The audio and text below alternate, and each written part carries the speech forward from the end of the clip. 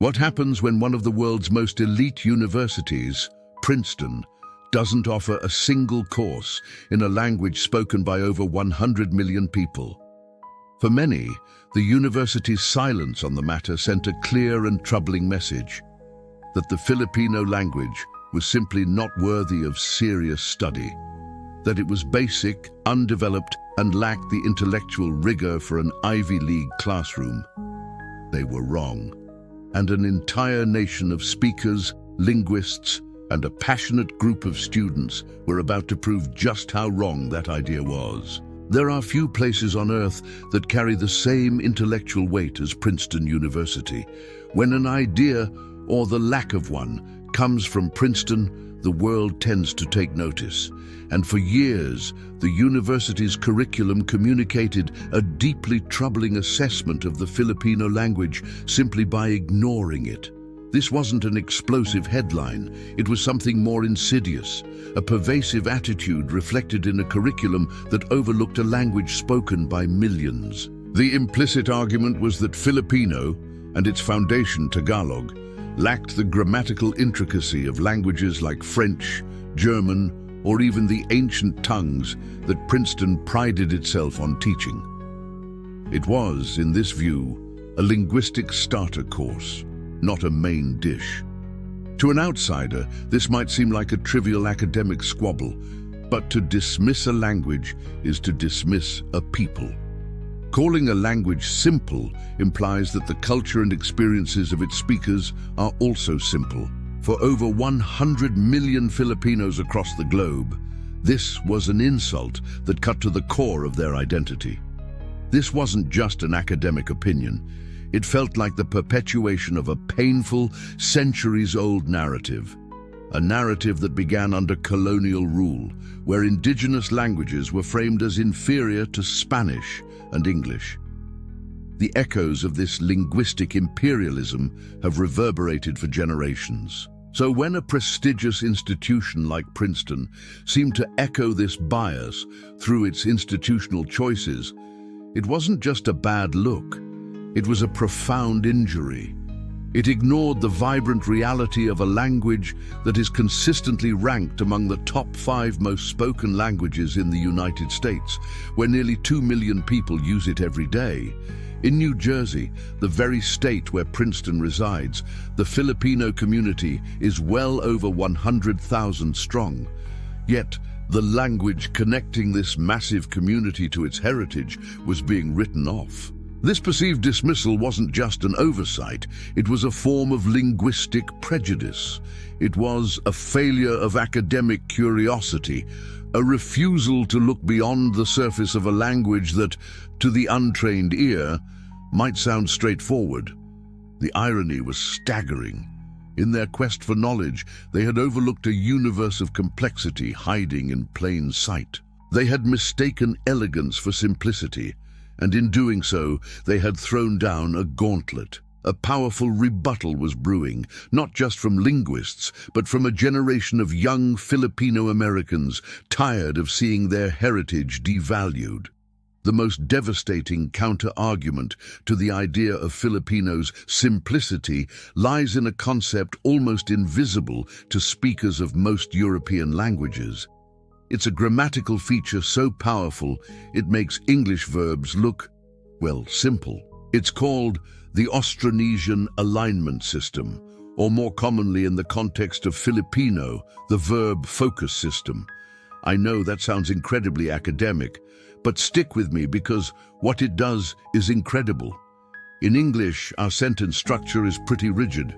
The man ate the fish, subject, verb, object. If you want to change the emphasis, you have to move everything around, often into the passive voice. The fish was eaten by the man. The verb changes a bit, but the word order does the heavy lifting. Filipino says, we can do that much more elegantly. The focus system allows the speaker to change the verb itself to signal what part of the sentence is the most important, the topic or the focus. It's like having a linguistic spotlight built into the grammar of every sentence. Let's take the root word kain, meaning to eat. If you want to focus on the person eating, the actor, you add the infix An infix is an affix that's inserted inside a word, something English almost never does. So kain becomes kumain. Kumain ang lalaki ng isda. The man ate fish. The verb kumain tells you the star of the sentence is the actor, the man. But what if the fish is the most important piece of information? In English, you'd have to flip the whole sentence. In Filipino, you just change the verb using the suffix in to make kinain. Kinain ng lalaki ang isda. The fish was eaten by the man. The verb itself has changed to signal a complete shift in perspective, putting the spotlight directly on the object. And it gets even more amazing. The focus system has a whole array of tools. Want to emphasize the place where the eating happened? Let's say the plate. You can use a circumfix like pinag and an. The verb becomes pinagkainan. Pinagkainan ng lalaki ang plato. The plate was the place where the man ate. The verb itself now points to the location. What about the person for whom the action was done? You can use a different affix. This is a level of grammatical nuance that English needs extra words and rephrasing to achieve. Filipino does it with one elegant change to the verb. A single root word like sulat, to write, can blossom into dozens of forms. Sumulat, the actor wrote. Sinulat, the thing was written. Sinulatan, the person it was written to. And pinagsulatan, the surface it was written on. This isn't simplicity. This is complexity of the highest order. It's a grammatical dance, and to call it simple is to confess you've never even heard the music. If the verb focus system was Exhibit A against the charge of simplicity, then Exhibit B is the sheer power and creativity of Filipino morphology, how words are formed. Filipino is a masterclass in building vast meaning from the smallest pieces. We're all familiar with prefixes and suffixes. Filipino has those in abundance, but it also wields two other tools that are far more rare, the infix and the circumfix. We just saw the infix, in action. Let's look at another one. To show an action is completed, you can take the infix in and place it after the first consonant of a root word. Sulat, write, becomes sinulat, was written. That tiny particle, in, placed in the heart of the word, carries all the grammatical weight of the English past tense and the passive voice. It's an act of linguistic surgery that is both incredibly efficient and deeply complex.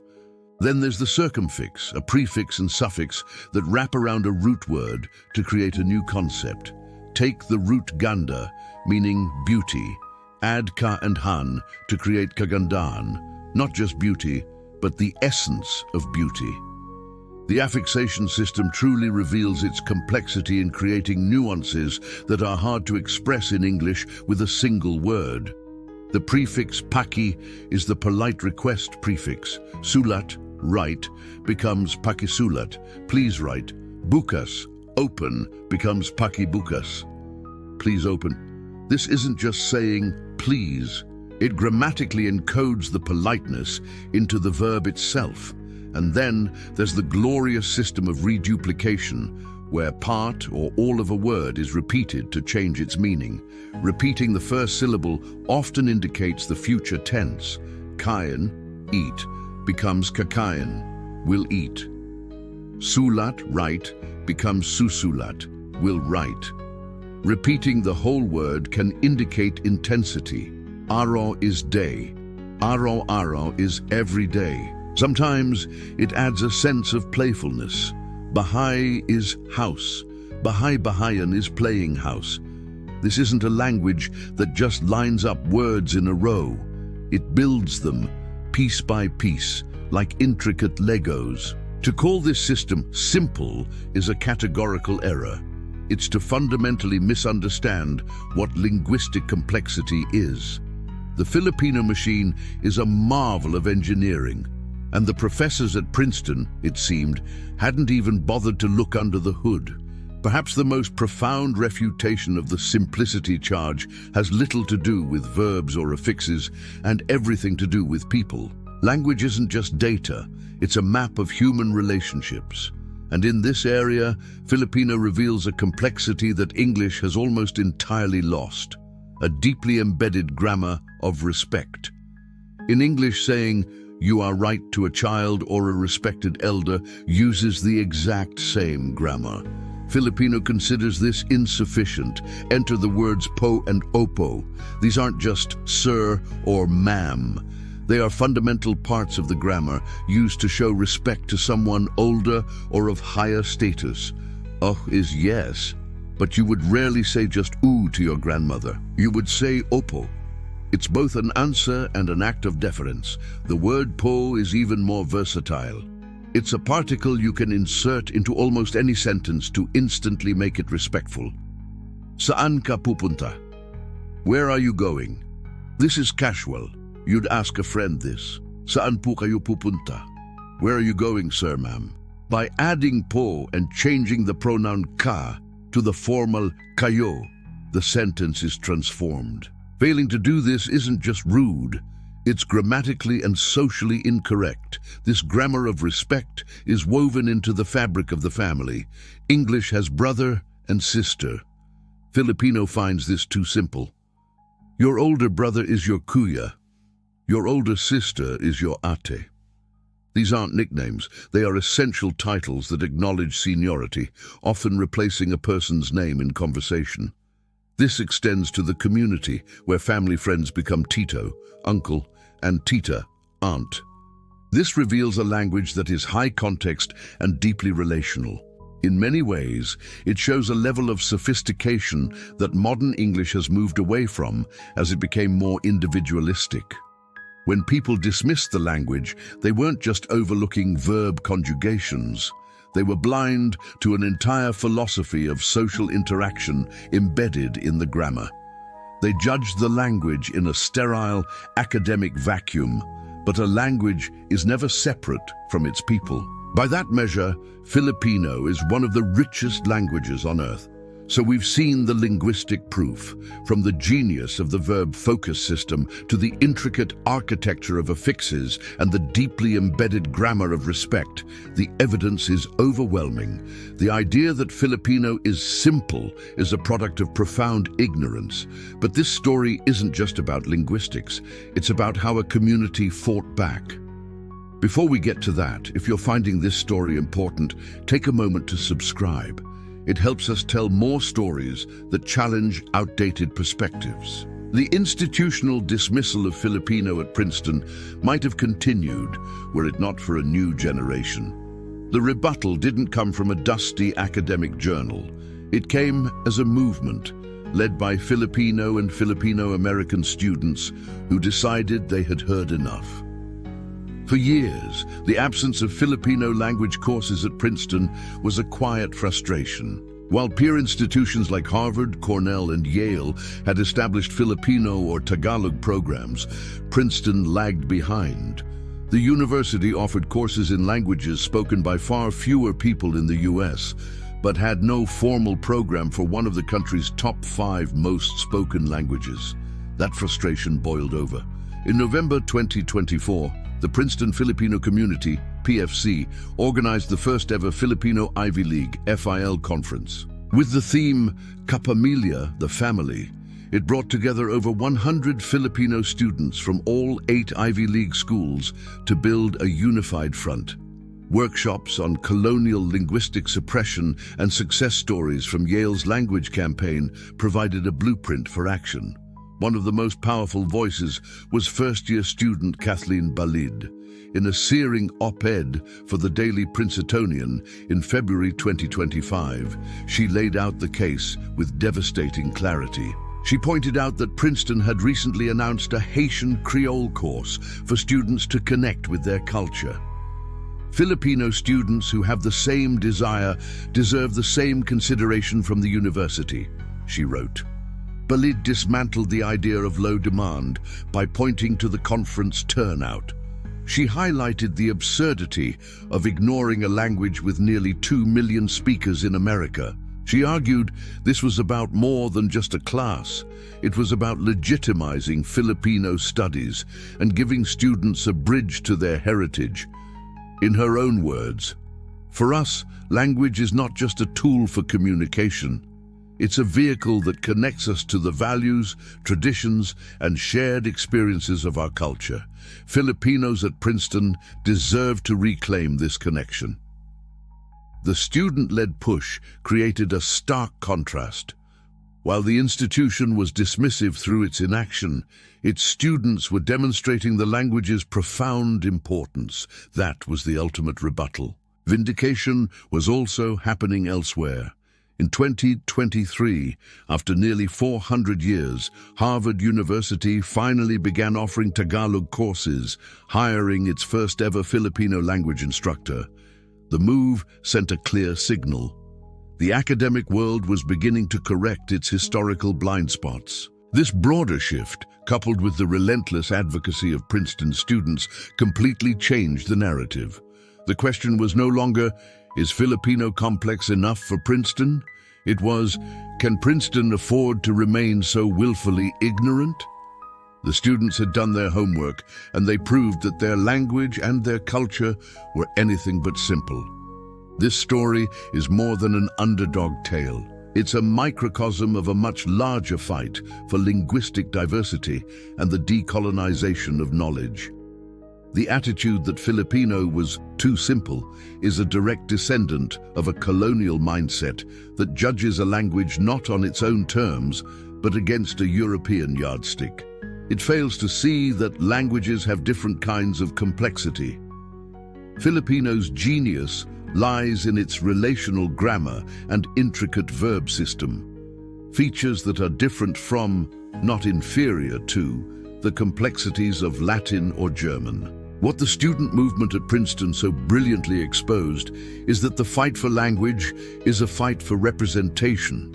When a gatekeeper of prestige like Princeton refuses to teach a language spoken by millions of its country's own citizens, it makes a statement about whose heritage is valued. But this story is also one of hope. The victory here is that a community found its voice and forced an institution to listen. The students of the Princeton Filipino community didn't just ask for a course. They challenged the very foundations of linguistic prejudice. They demanded that the academy expand its definition of a serious language. The work of decolonizing our institutions means actively celebrating the complexity of non-Western languages. It means funding programs and hiring faculty that reflect the true diversity of human experience. The journey at Princeton isn't over. As of early 2025, the advocacy continues, a testament to how slow institutional change can be. But a crucial battle has been won. An ignorant stance was met with irrefutable evidence. The narrative has been permanently shifted. The story of Filipino is one of resilience. It survived centuries of colonization, adapted, and is now being proudly reclaimed by a new generation. It is not simple. It is a language that holds the warmth of family in a single word, that changes a story by changing a verb, and that carries the soul of a nation. It is a language whose complexity is matched only by its beauty, and it is finally beginning to get the respect it has always deserved. Thank you for joining us on this journey into the fascinating world of Filipino linguistics and the fight for cultural respect. If you believe more stories like this need to be told, and that every language deserves to be celebrated, please subscribe and share this video. It helps our channel explore these important topics, and I'm curious, what's a beautifully complex feature of your own language? Let us know in the comments. Until next time, stay curious.